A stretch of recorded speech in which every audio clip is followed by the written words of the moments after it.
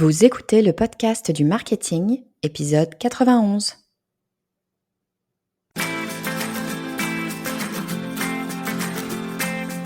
Bonjour et bienvenue. Je suis Estelle Ballot et je suis ravie de vous recevoir sur le podcast du marketing. À chaque épisode, je vous propose d'analyser les techniques marketing qui marchent, pas à pas et très concrètement, pour développer votre activité. Personal branding, marque personnelle, ça, c'est un terme à la mode.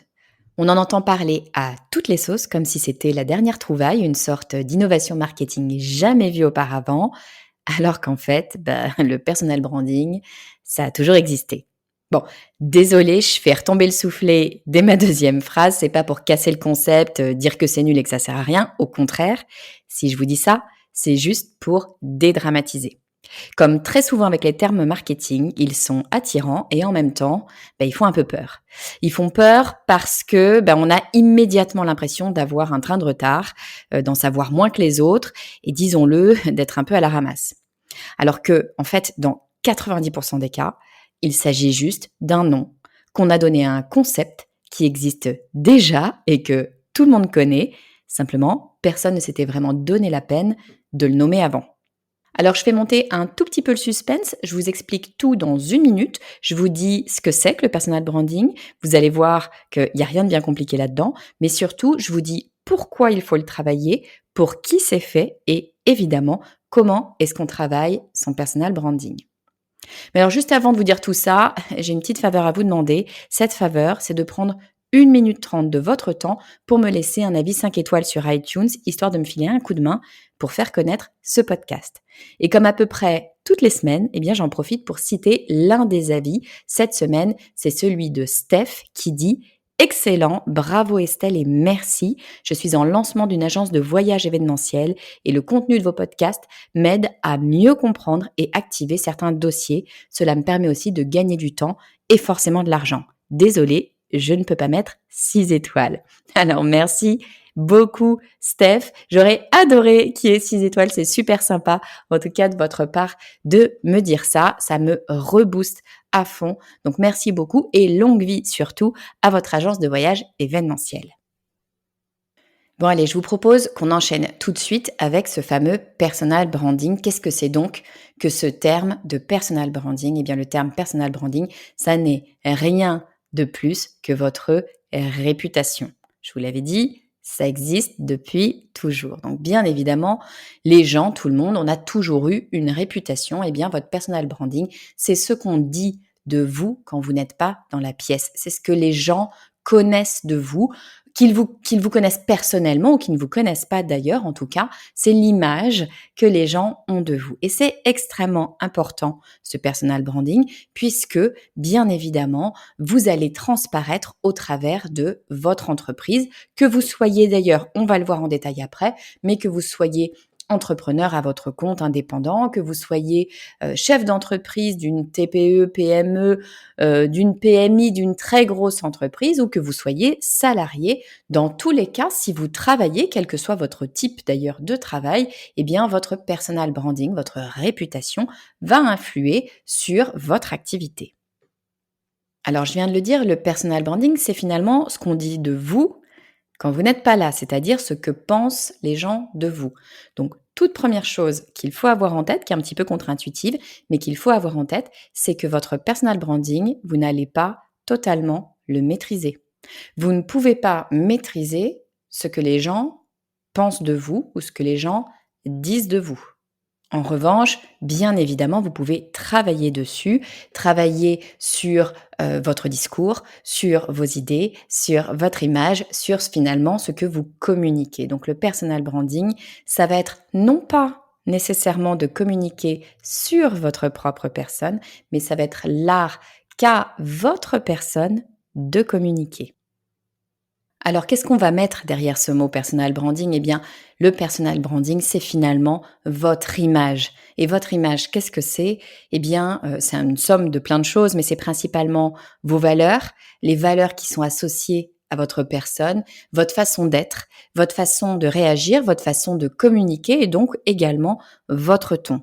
Alors, bien sûr, quand on parle marque personnelle, bien souvent, on en parle d'un point de vue professionnel. L'idée ici, c'est de communiquer, votre personne, bien sûr, mais au travers de votre activité professionnelle ou en tout cas, c'est de ça dont on va parler dans cet épisode de podcast. Donc pour moi, une bonne marque personnelle, c'est lorsque l'on a une association immédiate entre votre nom et votre domaine d'expertise. Par exemple, si je vous dis Mark Zuckerberg, vous me répondez réseaux sociaux. Si je vous dis Marie Curie, vous me répondez physicienne. Et si je vous dis Steven Spielberg, vous me répondez réalisateur. Si vous aimez le marketing, que je vous dis Neil Patel, typiquement, vous allez me répondre SEO. En fait, votre marque personnelle, ça va permettre de clarifier pour tout le monde dans l'esprit des gens ce que vous faites, qui vous êtes, en quoi vous êtes un expert ou une experte. Alors, pourquoi est-ce qu'il faut travailler son personal branding? La première des raisons, c'est que, c'est ce qu'on disait dès le début, votre personal branding, il existe déjà. Votre personal branding, c'est votre réputation. Donc, que vous la travaillez ou que vous ne la travaillez pas, elle existe. Donc, à mon avis, dans la mesure où on va le voir juste après, c'est quand même un outil de communication assez intéressant et qui donne de très bons résultats, ce serait dommage de tout laisser au hasard. Moi, je suis plutôt dans la team, on va le travailler. Ensuite, construire véritablement son personal branding, finalement, c'est pas autre chose que maîtriser les informations qui sont transmises et surtout maintenant où peu ou prou tout se fait sur le net, vous avez intérêt à maîtriser les informations qui sont transmises sur le net parce qu'on le sait tous, ce qui va sur le net reste sur le net à vie. Donc, maîtrisons ce qu'on met, ce qu'on dit de nous-mêmes, ce qu'on laisse transparaître parce que le personal branding, ça ne veut pas nécessairement dire tout dire sur qui on est. Ça n'est pas être un livre ouvert et se mettre complètement à nu face à absolument tout le monde. Heureusement que non. C'est donc bien ce que l'on veut partager ou ce qu'on ne veut pas partager avec son audience. Bon, et puis évidemment, pourquoi est-ce qu'il faut, à mon avis, travailler son personal branding? Je le disais, c'est évident, c'est un outil formidable pour votre activité.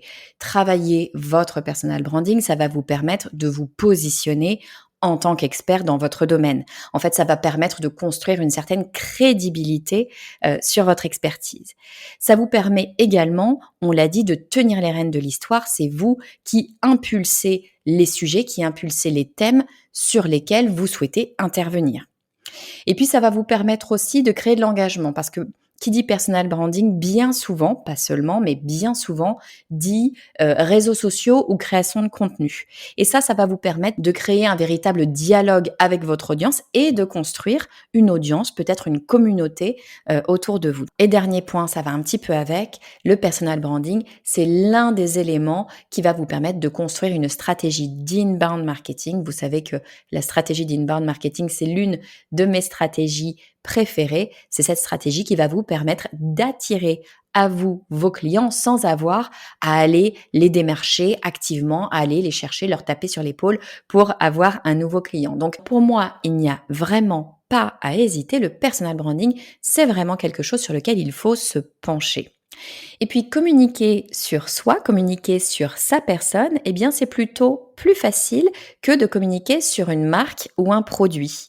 Pourquoi? Eh bien tout simplement parce que les gens s'intéressent naturellement aux personnes. Ils s'intéressent naturellement aux autres personnes parce que quand on leur parle de nous, eh bien on leur parle d'eux, ou en tout cas, ils se voient eux à travers nous. C'est ce qu'on appelle en psychologie l'effet miroir. Et puis parce que lorsque l'on parle de nous, lorsque l'on parle avec notre propre voix, encore une fois, le personal branding, ça n'est pas un truc complètement nombriliste où on ne fait que parler de nous, c'est juste qu'on utilise notre propre voix. Mais le fait d'être plus personnel, de donner son avis finalement plus directement, ça permet d'être plus émotionnel. Et je l'ai répété, je pense, suffisamment de fois, c'est l'émotion qui fait vendre. Alors même si vous n'êtes pas en train de vendre quoi que ce soit, ça fait vendre l'intérêt. Donc vous allez avoir plus d'intérêt des personnes autour de vous lorsque vous parlez au travers de votre propre voix, donc de façon plus humaine finalement, que lorsque vous parlez d'un produit ou d'un service. Alors bien sûr, la question qui vient juste après, c'est est-ce que c'est fait pour tout le monde, le personal branding? Écoutez, je ne sais pas si c'est fait pour tout le monde, mais en tout cas, à mon avis, c'est fait quand même pour pas mal de monde. Les toutes premières personnes qui ont intérêt à travailler leur personal branding, sans hésiter pour moi, ce sont les indépendants.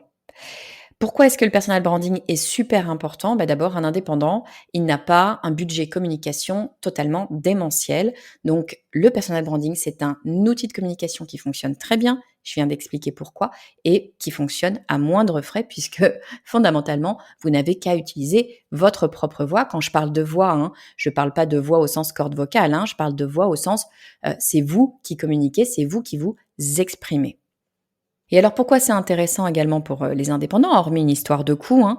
Eh bien, c'est intéressant parce que ça va vous permettre de vous démarquer. Ça va vous permettre d'être différent finalement, du reste, des indépendants, de vos concurrents. Quand on est indépendant, spécialement quand on est indépendant dans le service, eh bien finalement souvent on se dit: «Mais comment est-ce que je fais pour, me différencier de la concurrence? Je propose le même service que plein d'autres personnes. Si je suis agent immobilier, il y a plein d'autres agents immobiliers, sur le marché. En quoi on aurait plus envie de venir vers moi que de venir vers l'un de mes confrères ou de mes consoeurs? Eh bien, l'une des raisons principales, c'est probablement pas la seule, mais l'une des raisons principales pour lesquelles on va venir vers vous, d'une part, c'est parce qu'on vous tombera sur vous, hein, qu'on vous connaîtra, ça c'est une chose, et d'autre part, ça va être votre personnalité, votre façon d'être, le fait que finalement, on ait une certaine confiance en vous. Et pour ça, eh bien, il faut évidemment se faire connaître et montrer qui l'on est. Donc votre personal branding, ça va vous permettre finalement de vous démarquer de la concurrence parce que tout simplement vous êtes vous et personne d'autre n'est exactement comme vous. Si vos concurrents ont un personal branding moins fort, bah, tout simplement, soit on ne les connaîtra pas, soit ils seront un petit peu fondus dans la masse des autres agents immobiliers. Donc, première chose, ça va vous permettre de vous démarquer. Deuxième chose, bien sûr, ça va vous permettre de vous faire connaître, puisque évidemment, quand vous allez travailler votre personal branding, vous allez communiquer. Si vous communiquez, plus vous communiquez. Là, c'est un effet complètement logique, bête et méchant. C'est plus vous communiquez, plus vous avez de chances d'être entendu. Donc, nécessairement, pour vous faire connaître, il va falloir communiquer. Autre élément intéressant, c'est que le fait de communiquer comme ça régulièrement, ça va vous permettre d'être ce qu'on appelle top of mind. La réalité, on l'a dit, si vous êtes agent immobilier, il y a très probablement plein d'autres agents immobiliers autour de vous. Si demain j'ai besoin de vendre ma maison, il va falloir que je trouve très probablement un agent immobilier pour m'épauler. Comment est-ce que je vais faire? Eh bien, je vais commencer par contacter les agents immobiliers que peut-être je connais. C'est le top of mind que je vais contacter en premier, c'est-à-dire les premières personnes auxquelles je vais penser lorsque je pense agent immobilier. Donc je récapitule pour un indépendant, de communiquer à travers son personal branding. Ça va déjà vous permettre tout simplement de communiquer à moindre frais, c'est-à-dire que vous n'avez pas besoin d'investir dans une campagne de pub a priori. Vous allez pouvoir en fait avoir une raison de parler sans avoir à payer. Ensuite, eh bien, ça va vous permettre de vous démarquer de la concurrence, de sortir du lot finalement. Ça va vous permettre également de vous créer une certaine notoriété, de vous faire connaître. Et puis encore mieux, ça va vous permettre de vous classer dans ce qu'on appelle le top of mind, c'est-à-dire d'être vraiment à l'esprit de la personne lorsqu'elle a besoin de vous. Bon, en fait, ce principe de personal branding, on vient de le dire, ça vaut pour les indépendants, mais pas que. Ça vaut aussi pour des chefs d'entreprise et même pour des chefs de très grosses entreprises, voire de multinationales. Ce qu'il faut savoir, c'est que la personnalité du chef d'entreprise, du ou de la chef d'entreprise, sa personnalité, ses actions, ce qu'il ou elle fait, ce qu'il ou elle dit, déteignent nécessairement sur l'entreprise, sur l'image de l'entreprise. Donc, de fait, un ou une chef d'entreprise qui ne va pas travailler son personal branding va manquer une occasion très forte de communiquer pour son entreprise, d'incarner finalement son entreprise. On peut prendre un exemple, c'est probablement l'exemple qui est cité le plus souvent lorsqu'on pense à un chef d'entreprise qui incarne véritablement son entreprise. Évidemment, c'est Charles Bronson qui incarne à lui seul tout Virgin. Pourquoi? Parce que Charles Bronson a des valeurs, une façon d'être qui sont totalement en corrélation directe avec toutes les activités de Virgin, alors même que Virgin est une multinationale qui a des activités dans énormément de domaines différents. Tout se retrouve centralisé en termes d'image, en termes de personnification autour du personnage de Charles Bronson. Et d'ailleurs, on n'y pense pas, hein, mais ça a un autre avantage lorsqu'on est chef d'entreprise de travailler son personal branding, c'est que le personal branding, il reste avec vous. Nécessairement, votre personal branding, il vit le temps de votre vie. Donc, il est toujours avec vous, il vous accompagne. Et quand on est chef d'entreprise, d'abord, on n'est pas toujours chef d'entreprise que d'une seule marque. On va peut-être lancer des projets qui vont fonctionner, super bien marcher, ça va être génial. Et puis, on va avoir des flops. C'est une évidence. On va avoir des projets, des marques, des lancements qui ne vont pas marcher ou qui vont se casser la figure au bout d'un certain temps. Tout le travail que vous aurez fait sur la notoriété de ces marques n'aura donc servi à rien, ou en tout cas ne servira plus à rien. Alors que le travail que vous avez fait sur votre personal branding, lui, il va continuer à être utile pour vos prochaines marques, pour les prochains projets que vous allez lancer. Je vais même un cran plus loin. En tant que chef d'entreprise, on n'est pas toujours le propriétaire de l'entreprise. Et donc, si l'on travaille son personal branding et que demain, finalement, on change d'entreprise, eh bien, le personal branding va pouvoir continuer à vivre avec nous. Ça n'est pas un travail à reprendre de zéro. Donc, c'est vraiment extrêmement intéressant de se pencher sur cet élément personal branding parce qu'il y a une certaine pérennité à faire ce travail d'image personnelle. Alors, je vous vois venir, si vous m'écoutez et vous me dites: «Oui, mais alors attends Estelle, moi j'écoute le podcast du marketing, sauf que je suis pas entrepreneur. Je suis ni indépendant, ni chef d'entreprise, je suis pas, CEO de Virgin. Est-ce que le personal branding est intéressant?» Eh bah, ouais. Moi je pense en tout cas, hein, que le personal branding est intéressant dès lors qu'on a une activité hors de sa sphère totalement personnelle, grosso modo dès lors qu'on travaille. Donc si par exemple vous êtes salarié, dans une entreprise, à mon sens, vous avez tout à fait intérêt à travailler votre personal branding, à le travailler au travers de votre expertise, de vos expériences et pas seulement au travers de l'entreprise pour laquelle vous travaillez, hein, mais bien de votre avis sur votre domaine d'expertise. Pourquoi? Eh bien, tout simplement parce que c'est votre meilleur CV.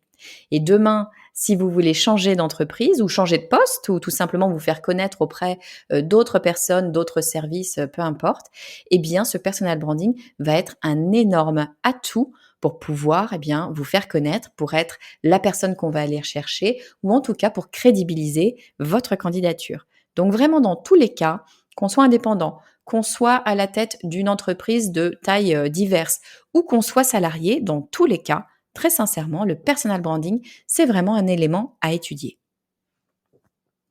Alors une fois qu'on en est là, qu'on se dit très bien, j'ai envie de travailler mon personal branding, je vous entends résonner dans mon micro, mais ok, comment est-ce que je fais Estelle pour travailler mon personal branding? Eh bien, vous n'allez pas être surpris, je vais prononcer un mot que je prononce quasiment à chaque fois, je sais que vous en avez marre, mais il n'empêche qu'il est là.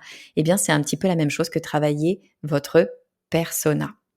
Lorsque vous travaillez votre marque, non pas votre marque personnelle, mais votre marque ou votre produit, vous le savez, moi je vous invite à commencer par travailler le persona, c'est-à-dire identifier, comprendre qui est votre client idéal, comment est-ce qu'il réagit, où est-ce qu'il habite, comment il travaille, ce qu'il fait, ses habitudes, son entourage, etc. De véritablement connaître très bien cette personne. Eh bien, lorsque vous allez travailler votre personal branding, moi je vous invite à faire exactement la même chose sur vous-même. Alors travailler sur son propre persona, c'est un côté un peu schizophrène, je vous l'accorde, mais en fait l'idée derrière tout ça, c'est quoi? C'est de définir quelles sont vos limites. C'est de définir les éléments de vous-même, parce qu'il faut que ce soit des éléments réels, il faut qu'on reste authentique, bien sûr, mais les éléments de vous-même que vous allez vouloir partager et les éléments de vous-même que vous allez vouloir garder dans votre sphère personnelle. Encore une fois, je ne suis en aucun cas en train de vous dire que vous devez partager votre vie personnelle pour travailler votre personal branding. Je sais qu'il y a le mot dedans, mais pour moi, c'est deux éléments distincts. Vous pouvez tout à fait inclure des éléments personnels, je vous y invite parce que, encore une fois, votre personal branding, c'est votre parole au travers de votre voix. Donc nécessairement, vous avez des éléments personnels dedans. Votre façon d'être, vos valeurs, votre ton, tout ça, ça doit être authentique, ça doit être tel que vous êtes. Mais vous avez quand même intérêt à le définir. Je m'explique. On n'est pas tout le temps la même personne.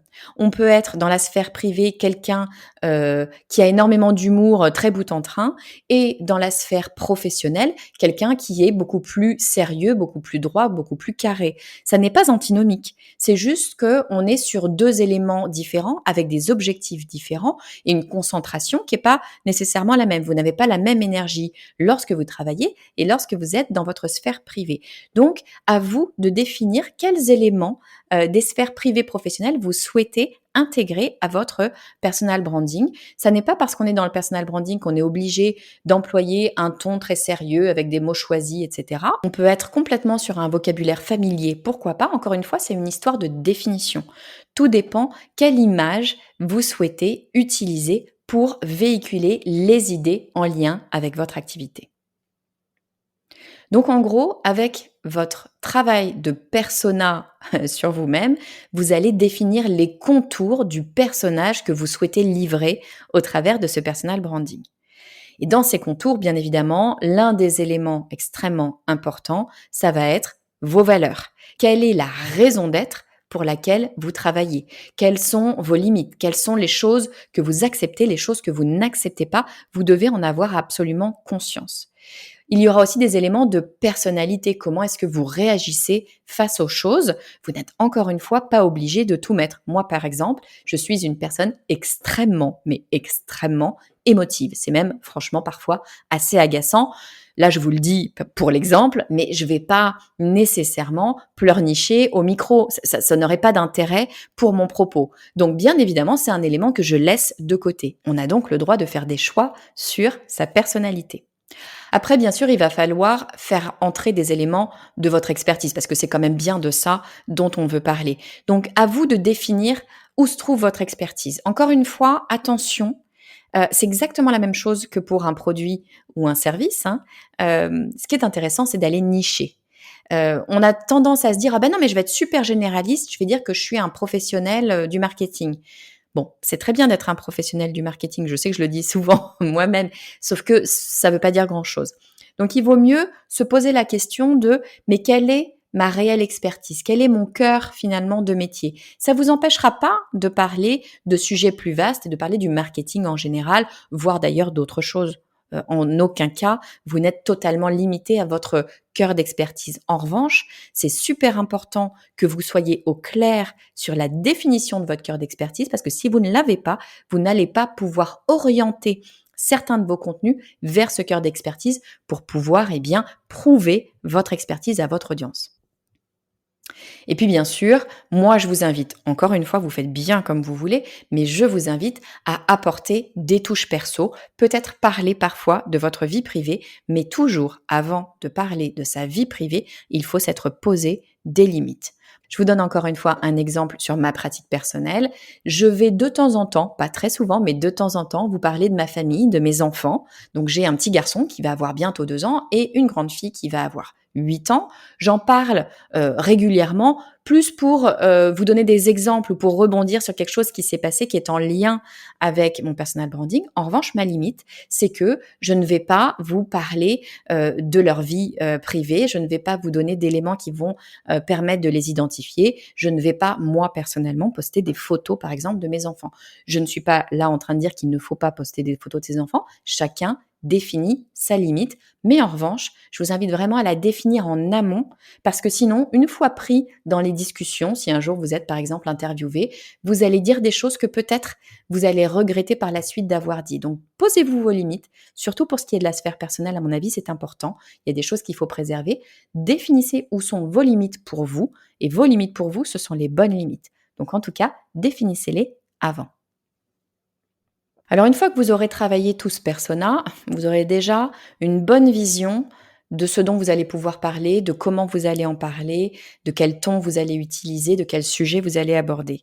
Mais moi, je vous invite à aller encore un petit cran plus loin et à travailler aussi la sphère graphique, à travailler comme une marque, comme vous le feriez peut-être pour une marque avec un logo, une palette de couleurs, un graphisme particulier. Eh bien, vous allez pouvoir utiliser également ces éléments-là sur votre marque personnelle. Pourquoi? Eh bien, tout simplement parce que lorsque vous allez vous exprimer, il y a de bonnes chances qu'à un moment donné, vous vous exprimiez, par exemple, sur des réseaux sociaux, sur Internet, et que donc, vous ayez une palette graphique que vous allez pouvoir utiliser. Je prends un exemple, sur les réseaux sociaux, vous allez avoir votre page, quel que soit le réseau social, et bien souvent, vous allez pouvoir personnaliser votre home, votre bannière, ou votre photo de profil. Tous ces éléments-là, ça va vous permettre d'utiliser des codes couleurs qui vont s'inscrire dans l'esprit des personnes et leur permettre de vous reconnaître immédiatement. Ce qui fait que lorsqu'elles vont scroller dans le fil d'actualité de quel que soit le réseau social, si ces personnes vous suivent, si ces personnes sont intéressées par ce que vous avez à dire, dès qu'elles vont vous voir vos couleurs, voir votre graphisme, elles vont immédiatement reconnaître que c'est probablement vous qui parlez et bim, elles vont s'arrêter. Donc ça va vous permettre d'avoir une visibilité plus forte. Donc n'hésitez pas à le faire. C'est un peu pompeux, ça fait un peu bizarre de le faire sur soi-même, mais en fait, choisissez une couleur, il n'y a pas besoin d'être graphiste, hein. Vous allez sur Canva, vous choisissez une couleur qui vous plaît ou qui ressort peut-être selon le réseau social que vous avez choisi. Choisissez un type de graphisme, un type de typo, que sais-je, mais en tout cas une ambiance graphique qui va faire qu'on va vous reconnaître. Et d'ailleurs, quand on parle de réseaux sociaux, on peut travailler son personal branding, bien évidemment, sur tous les réseaux sociaux. C'est un peu le propre des réseaux sociaux. Personal branding, je l'ai dit au début, c'est réputation. Si on pense personal branding au sens de réputation au sein de votre activité, le réseau social qui est fait pour le personal branding, mais véritablement, évidemment, c'est LinkedIn. C'était pas le cas il y a quelques années. Il y a peu de temps encore, hein, vraiment, je parle de, je sais pas, 3-4 ans. LinkedIn, c'était vraiment une espèce de CV tech gigantesque. Et puis, ça a changé de façon assez rapide. C'est devenu réellement un réseau social sur lequel des personnes s'expriment, créent du contenu, partagent. C'est assez nouveau encore, donc il y a encore de la place. Moi, je vous invite vraiment à aller sur LinkedIn. Personnellement, c'est mon réseau social de prédilection, mais ce qui est sûr, c'est que si vous voulez travailler votre personal branding, c'est sur LinkedIn qu'il faut aller. Donc on a dit, pour créer son personal branding, on va travailler son propre persona, on va travailler ses éléments de branding, en tout cas d'un point de vue graphique. Et la troisième chose à faire pour créer son personal branding, eh bien ça va être de créer du contenu. Créer du contenu, ça veut dire plein de choses différentes, hein. C'est pas nécessairement créer un podcast. Vous pouvez créer un podcast. Je dis pas qu'il faut pas le faire, mais ça n'est pas nécessairement créer un podcast. C'est créer du contenu d'intérêt pour votre audience. À vous de définir votre audience. Vous pouvez repasser par l'exercice du persona pour votre audience cette fois, mais en tout cas, il va falloir parler de choses qui vont intéresser les personnes à qui vous voulez parler. Donc, eh bien ça, c'est de la création de contenu. Il va falloir réfléchir à ce que vous voulez dire, ce que vous avez à dire, quelles sont les problématiques de votre audience pour pouvoir bien les intéresser et encore une fois, les attirer à vous. Donc, je vous invite à travailler ce qu'on appelle l'inbound marketing. C'est vraiment une stratégie qui va de pair avec le personal branding. Bon, et puis quand on commence à travailler son personal branding, on se rend assez vite compte que c'est un outil, croyez-moi, ultra puissant qui peut vous permettre d'aller très vite, très loin dans votre communication et de vous faire vraiment connaître d'énormément de futurs clients. Donc une question peut se poser, est-ce qu'il faut que mon entreprise, le nom que j'ai donné à ma société pour mon activité, est-ce que cette entreprise doit porter mon nom ou doit porter un nom de marque? Après tout, pourquoi pas? Je peux tout à fait appeler mon entreprise Estelle Ballot. Rien ne m'en empêche. Vous avez plein de sites internet qui utilisent le nom de leur auteur comme adresse et comme finalement nom de marque. Si je prends par exemple Neil Patel, qui est le pape du SEO, son site internet c'est neilpatel.com. Donc on peut réellement se poser la question, est-ce que j'utilise mon nom comme nom de marque ou est-ce que je prends un nom différent? Il n'y a pas vraiment de bonne réponse là-dessus. Il y a des avantages et des inconvénients dans les deux cas. L'avantage d'utiliser son propre nom comme nom de marque, c'est que ce côté personal branding est encore plus perméable. C'est-à-dire que vous êtes l'incarnation évidente de votre marque. Donc évidemment, votre personal branding va avoir une force encore plus grande. Le désavantage que vous aurez à utiliser votre nom personnel comme nom d'entreprise, c'est que si un jour vous souhaitez revendre votre entreprise, évidemment, vous aurez un peu plus de mal à revendre l'entreprise Estelle Ballot à quelqu'un d'autre, parce qu'évidemment, l'entreprise Estelle Ballot, c'est Estelle Ballot qui la porte. Donc voilà, c'est un élément à réfléchir. C'est très fort d'avoir son nom personnel comme nom de marque, mais ça peut aussi avoir un certain nombre de limites, donc il faut y penser en amont.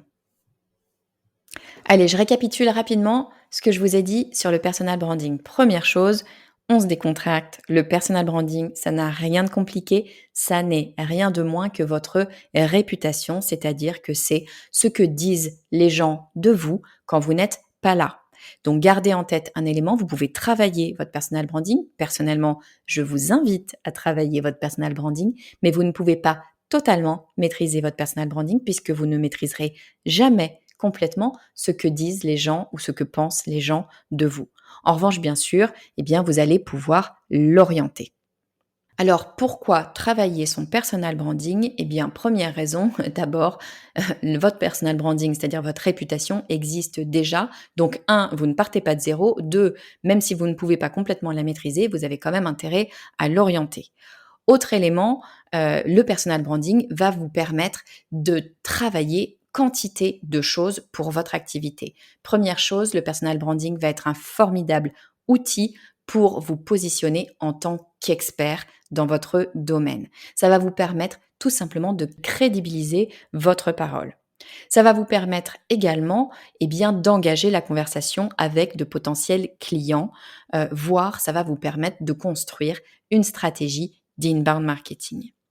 Et puis un élément à savoir, c'est qu'en fait le personal branding, c'est une stratégie de communication finalement plutôt plus facile que les autres stratégies de communication, tout simplement parce que naturellement, les gens s'intéressent aux autres personnes. Donc c'est plus facile d'intéresser les gens quand vous parlez au travers de votre voix personnelle que lorsque vous parlez d'une marque ou d'un produit. Dernier élément, lorsque vous travaillez votre personal branding, logiquement, vous avez plus de facilité à intégrer des éléments émotionnels dedans, puisque tout simplement, vous êtes une personne, vous êtes un être humain, et donc vous avez des émotions, vous pouvez les faire transparaître. Or, qu'est-ce qui fait vendre? Je l'ai dit, je le répète encore, c'est l'émotion. Donc, le personal branding va être vraiment un formidable atout pour pouvoir à terme vendre. Alors, pour qui est fait le personal branding? Je l'ai dit, le personal branding, c'est un petit peu fait pour tout le monde ou en tout cas, encore une fois, ici, je parle de personal branding d'un point de vue professionnel, pour votre activité professionnelle, pour tout type de professionnel. C'est évidemment un outil, à mon avis, indispensable pour les indépendants parce que ça va vous permettre de travailler une communication à moindre coût, de vous faire connaître, de vous positionner, d'être top of mind et de communiquer, sur votre activité. Mais ça vaut aussi pour un chef d'entreprise, que ce soit une petite, une moyenne, une grande entreprise ou même une multinationale. Vous êtes vraiment l'incarnation de votre entreprise. Et en plus de ça, c'est une stratégie qui paye parce que c'est une stratégie pérenne. Votre personal branding ne sera pas perdu lorsque une marque s'effondrera, un projet ne marchera pas, un lancement sera un flop. Votre personal branding continuera de travailler pour vous, pour vos autres entreprises, vos autres projets et vos autres activités. Donc vraiment, vous avez intérêt à travailler le personal branding lorsque vous êtes chef d'entreprise. Et puis si vous êtes salarié, le personal branding, c'est tout simplement votre meilleur CV. Le fait que l'on entende parler de vous, que l'on vous voit sur les réseaux sociaux, que l'on vous positionne comme un expert dans votre domaine, c'est le meilleur moyen de se faire recruter ou si vous candidatez à un poste, c'est le meilleur moyen de crédibiliser votre candidature. Alors, comment est-ce qu'on fait pour construire son personal branding? On va commencer par travailler son propre persona, on va travailler son propre branding et puis on va travailler une stratégie de création de contenu pour tout simplement avoir des choses à dire. Et puis le dernier élément dont je vous parlais, c'est une question à se poser. Est-ce que pour son activité, on a envie d'utiliser un nom de marque ou son nom personnel à soi? C'est une véritable question avec avantages, inconvénients. Utiliser son nom personnel, ça donne une force encore plus importante à votre stratégie de personal branding. En revanche, le jour où vous avez envie de vendre votre société, ça va être beaucoup plus compliqué. Voilà, j'espère que cet épisode sur le personal branding vous aura plu. J'espère que vous êtes déjà en train de vous dire comment est-ce que je peux faire pour améliorer encore mon personal branding. Encore une fois, il existe déjà, donc ça n'est pas commencer votre personal branding, c'est tout simplement reprendre les rênes. Donc je vous invite vraiment à y réfléchir. Et je vous dis à la semaine prochaine. La semaine prochaine, on parlera d'un tout autre sujet. On parlera d'un outil graphique que j'affectionne particulièrement, qui a révolutionné la façon de travailler les images, les couleurs, les typographies. Cet outil, c'est Canva. Je vous dis à très vite.